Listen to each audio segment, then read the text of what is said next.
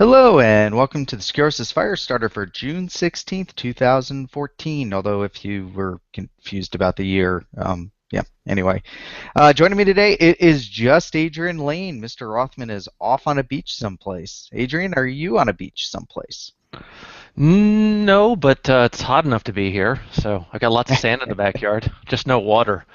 So yeah, we're jealous of Mr. Rothman sitting there sunning his toes and drinking Guinness on the beach, and he probably has one of those little umbrellas that he wears on his head.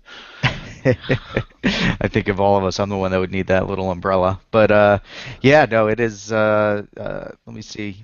I don't even know what the temperature is right now. I've got my little temperature gauge blocked on my screen, but 88 degrees. So Adrian and I are both based out of Phoenix, and it is already off to a hot start. So we over 100 pretty much every day. Well, we choose to live here, so there's something wrong with us, but we do it. You did. I chose to marry a girl who lived here. I guess that's the extent of my error. But yeah. Yeah. The but it was all right. I went out for a bike ride yesterday. Did about 45 miles. There's just a slight bit of cloud cover, so heat didn't really bother me too much. Immediately, I Nah. can tell because my heart rate for any given output is, like 10 to 20 beats higher.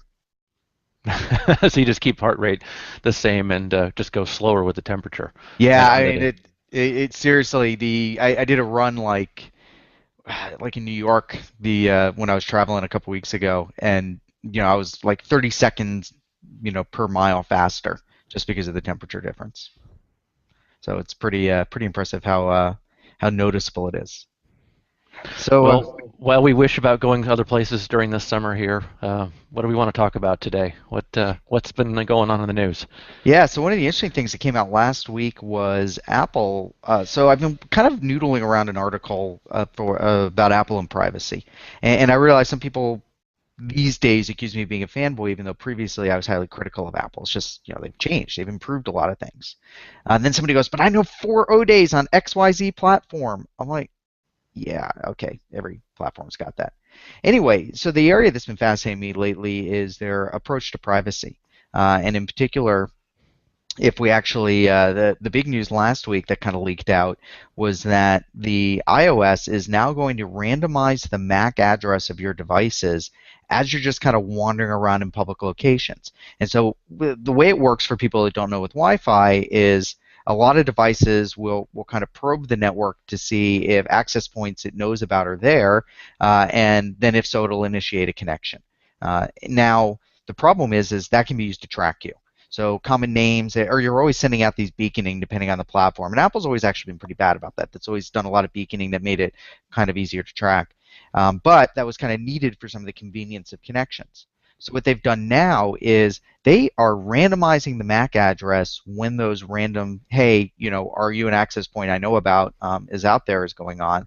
And then it only switches to your real MAC address on the network connection when you go to connect to that particular access point if it's a known one that a known good access point that you're going to connect to.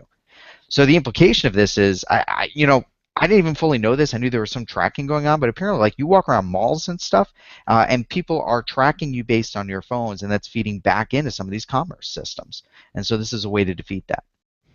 Yeah, somebody did a blog post on that last week talking about they were in Ohio and then they went to New York and then they started seeing the same ads over and over again from the places they were in the other state. And so he was tracking down. I don't know if it was Jim Bird or what, but it was a very interesting blog post to basically tracking what these networks are collecting and some of the pieces of code that are on the device that run in the browser or in other apps. And so he's it's a two-part series. I think the second part's going to come out this week. But I think this is a great idea to randomize the MAC addresses. There's no reason to be tracked if you're just wandering around the street. And if I'm not logged into a service, there's no affinity there. There's no, I shouldn't be surrendering information just by walking around. So randomizing the MAC address, I think, is a fantastic idea. Yeah, and there was another one. I think it was in like London or something where they put trackers basically in a series of like public trash cans or something out on there on the streets.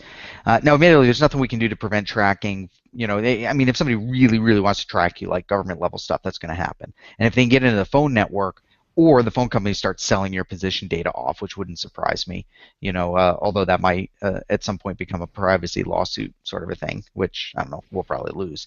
But there's not much we can do about that. But this is just kind of one small step. But what fascinating to me is looking at the big picture of kind of Apple's approach to this, and really what I'm seeing is that privacy, they're addressing it on kind of multiple levels. So at the top level is privacy against the government. They have actually architected a lot of the systems that there's ways you can set things up to make it extremely difficult or impossible for the government to sniff on communications.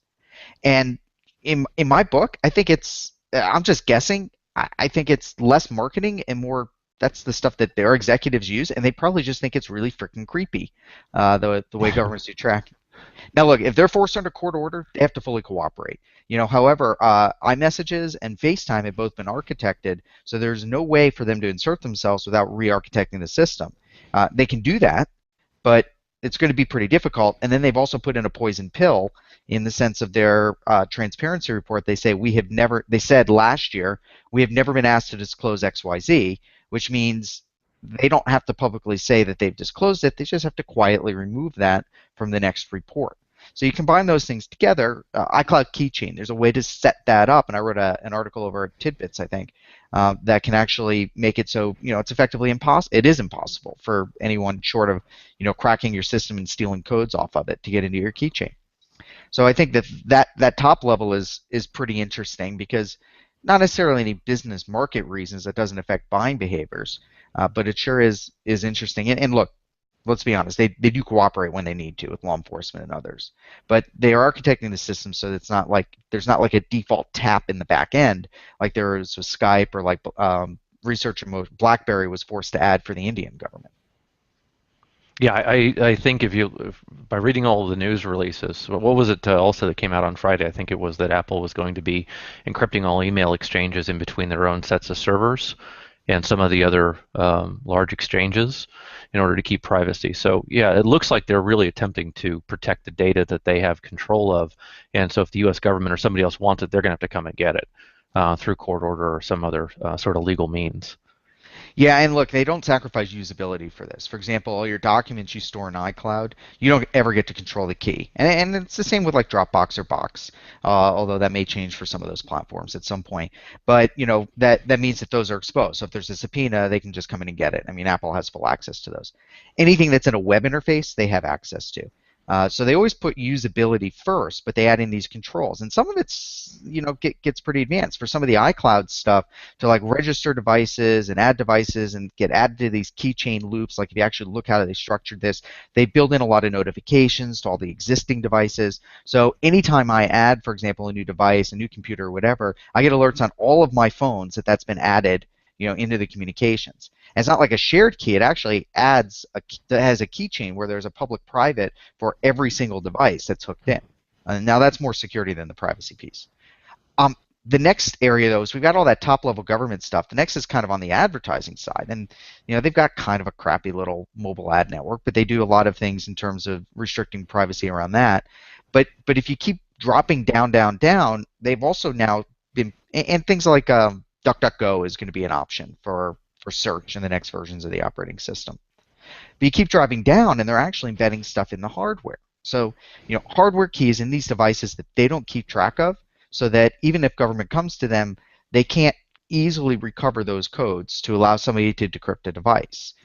How they're building the framework for developers for extensions. So extensions, when they're put in, I found out just last week, are actually sandboxed, and this is an iOS thing themselves, so for apps to communicate with each other. Those extensions are almost their own application in their own sandbox, and all of that's mediated by the iOS operating system, and then the privacy alerts will pop up anytime it wants to do anything like connect to the network. So they're actually deeply embedding this stuff at a code level, which I'm not sure we've really seen for consumer operating systems before. Huh, wow. You're our Apple expert. I'd heard nothing about that, so. Yeah, it's just kind of interesting how privacy they see it as a differentiator, and I think that speaks to the larger kind of business issues, which is let's take a step back from the technology stuff. It's cool. I love it. I'd love to dig into it. I can spend all day talking about different ins and outs of, the Apple technologies because it's obviously part of what I do. From a business standpoint, who are their major competitors? So on one side, clearly Google. Now, Google's doing a lot to actually protect users from government, just like Apple is. Google actually has some very high security, but they track every freaking thing you do. And that's built in, and that data is always accessible, and that data is thus always subpoenable, as opposed to a zero knowledge system, which Apple is getting closer to in some areas. They've got it for iCloud Keychain, other ones it's not quite zero knowledge.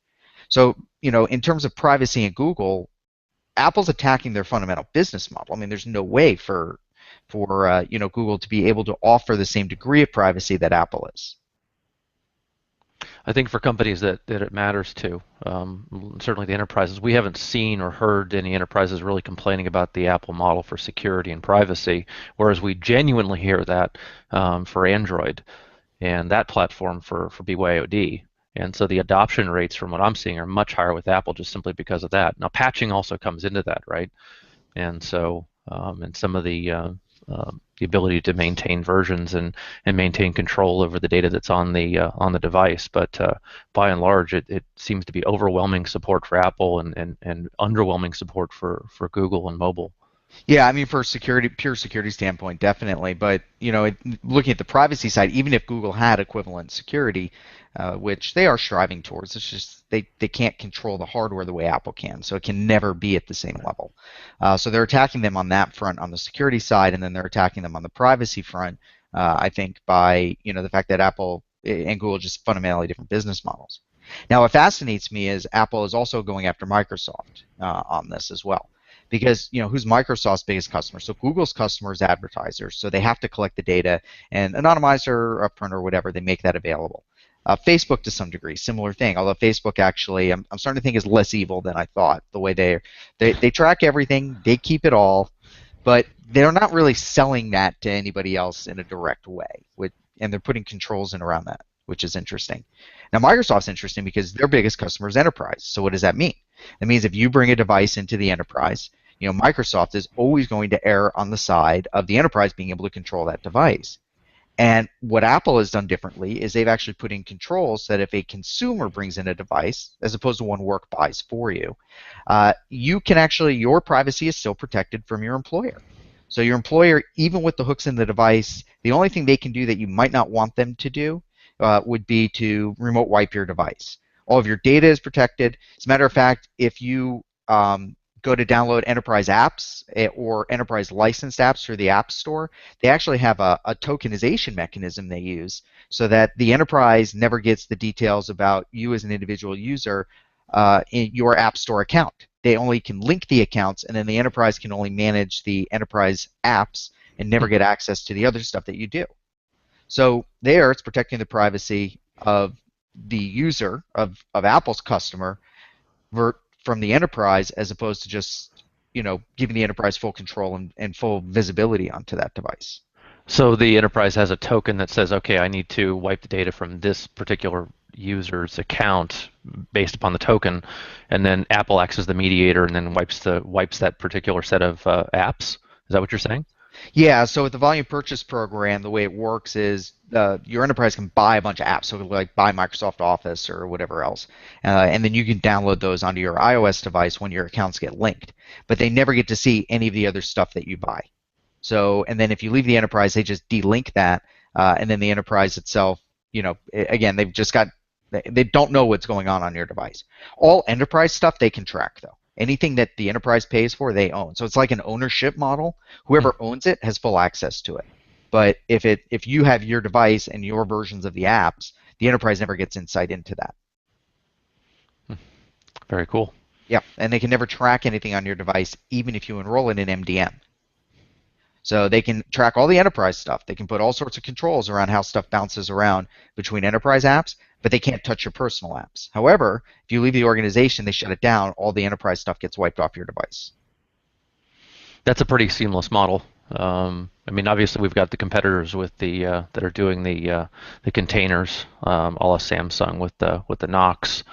We were also seeing obviously the app wrapping with a couple of companies out there too, but that takes care of the entire app store management piece, is which what a lot of the enterprise customers seem to be asking for to maintain it at that level. Yeah, and there's still rough spots around the edges. It's not perfect, but taking a step back, let's look, play analyst, look at the issues. They can go after Google's model because from a privacy standpoint. And again, you're not going to win or lose based on privacy, but it's just another notch when somebody's making a buying decision. They can go after Microsoft's model with privacy. If you own your device, you own your device. The enterprise can't take control of your device, so that gets pretty interesting there.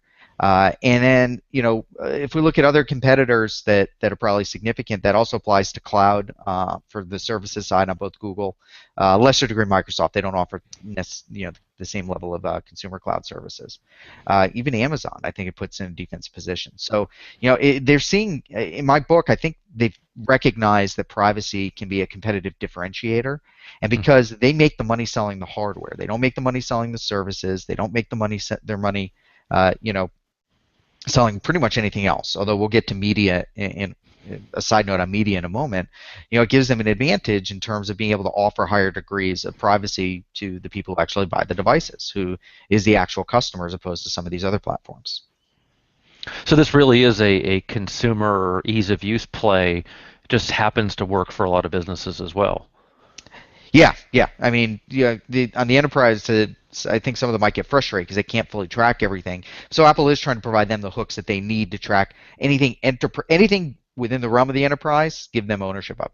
Now, the other option is, by the way, if the enterprise buys the device, they've actually done things to make that easy. You buy it directly from Apple. It can be pre-provisioned onto your account. The consumer gets it in a shrink wrap box. They open it up. It's a whole new user device experience, except you as the enterprise get to define what that experience is. You own everything on the device at that point. It's a whole different model than if you bring your own device in there.